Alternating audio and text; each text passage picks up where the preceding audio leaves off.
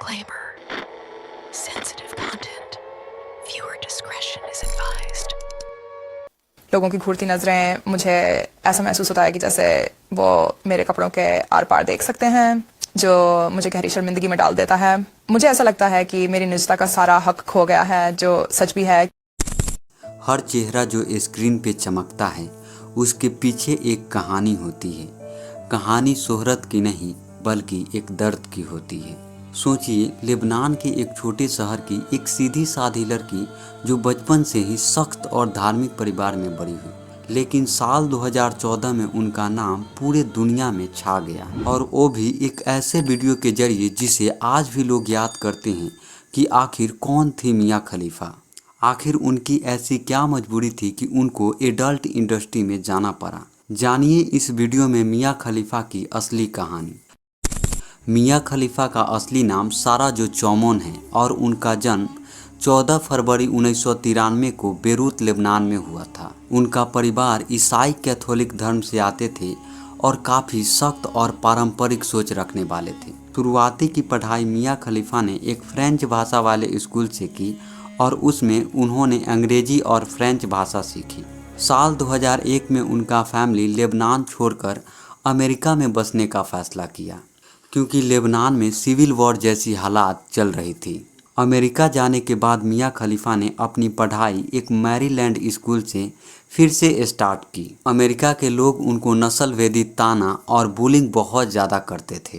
कहने का मतलब है उनकी पहचान और मूल के कारण उनको वहाँ के लोग बहुत ज़्यादा सताते थे। हाई स्कूल की पढ़ाई ख़त्म करने के बाद मियां खलीफा ने एक वर्जीनिया के मिलिट्री स्कूल में दाखिल ली, जहाँ पे उन्होंने अपनी अनुशासन और पढ़ाई दोनों का ख्याल रखा।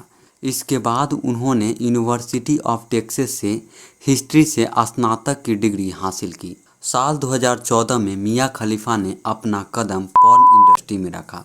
इस इंडस्ट्री में कदम रखने से पहले उन्होंने अपने नाम को बदला। सारा जो चौमन से बदलकर मियां खलीफा रखी।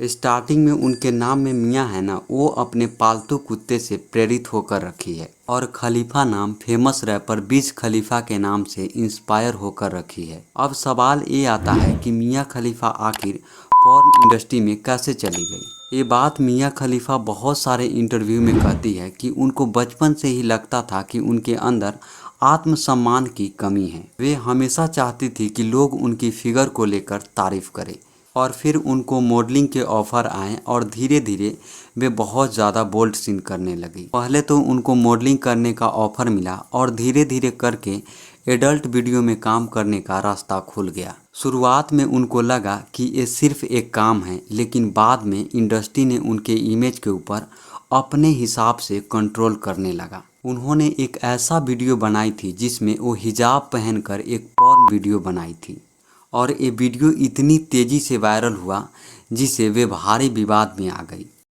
आमतौर पर हिजाब कहा जाता है और फिर जाहिर है उसके बाद एक तरह का सेक्स सीन बन गया। आपको तो पता ही होगा कि ये कितना उकसाऊ था। मैंने उनसे शब्दशः कहा था, तुम लोग मुझे मार डालोगे। इसी वीडियो के जरिए मध्य पूर्व के कई देश के लोगों ने उनका जमकर विरोध किया।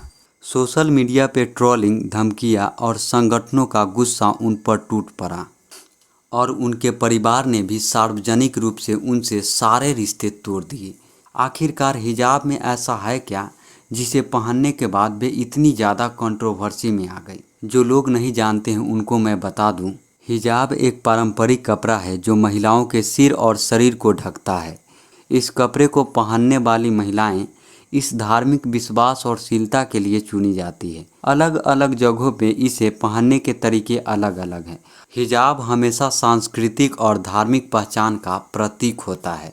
ये बात बहुत कम लोग जानते हैं कि मियां खलीफा इस इंडस्ट्री में सिर्फ 3 महीना ही काम की, लेकिन इस दौरान वो दुनिया की सबसे ज़्यादा इंटरनेट पे सर्च की जाने वाली नाम बन गई।